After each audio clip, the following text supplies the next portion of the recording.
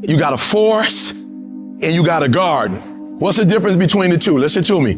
Stuff grow in both of them. But the difference is, in the forest, it's just wild, uncontrolled stuff all over the place. And the garden is beautiful because why? In the garden, it's somebody who did something very intentional, very deliberate. They line this up. They line that up. They planted this. They planted that. They put a fence around. Are you hearing what I'm saying? Many of you, your life is like a forest right now. You all over the place. And that's why you'll never be what you want to be. That's why you'll never have what you want to have. That's why you'll never accomplish what you all over the place. And your problem is you're not intentional and deliberate. You wake up on Monday and you might be strong, but by Wednesday, you are hoping that the best is going to happen to you, and the best never happens to you.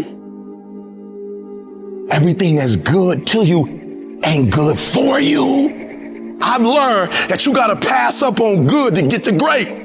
You got to give up good opportunities sometimes. There's some good cause with some good money, but I prefer to stick with my passion. I would prefer to stay laser focused. And some of you in your life, the reason why you're not blowing up, the reason why you're not successful, you have not learned to pass. You think just because it's an opportunity, it's for you. And not every opportunity is for you.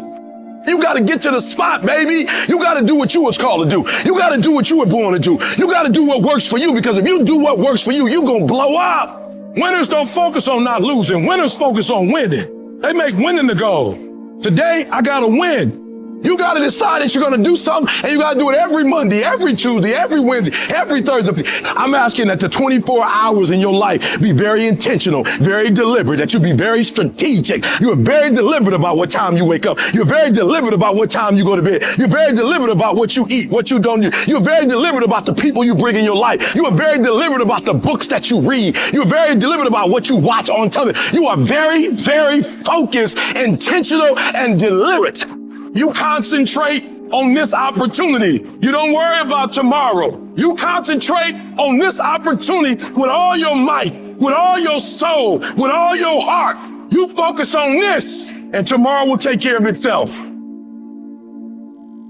When they returned from spying out the land, at the end of 40 days, they proceeded to come to Moses and Aaron and to all the congregation of the sons of Israel in the wilderness of Paran at Kadesh, and they brought back word to them, and all the congregation showed them the fruit of the land. So they went back and got a little sample. We'll call this a vision sample. And they said, we went into the land where you sent us, and it certainly does flow with milk and honey, and this is the fruit. Look how big these apples are. This land is like something we've never seen before. So what God wanted them to get was a little down payment. Nevertheless, watch out for the nevertheless folk. When it comes to your vision, let them nevertheless their vision. I need you to help me with this critical and important assignment. The whole nation depends upon what you and I establish and find today, Obadiah. This tells us that sometimes we are in position for the purposes of God to be volleyed into our path when we are just doing the job that is in front of us to do. It is while Obadiah is out searching for the grass that his employer has asked him to find that Elijah, the prophet, shows up, and that he is able to have a dialogue with the prophet and take the prophet and introduce him to Ahab. It is while he is just plain old flat out doing his job that the ball of God's purposes comes sailing into his direction, and he finds himself strategically placed to be a key player on the narrative that God is building for his glory and for the good of his people. When you think about everything you've done and all the early things you did to really help you to get to, like, God, like we talked earlier, bruh, God always wanted me to be here. My wife wanted me to be here long before I got. My mom used to say, yo, it's two yous. And I was always hoping that this you would shine and outdo that other Eric. You know what I'm saying? That was killing you. So I said, what changed for me?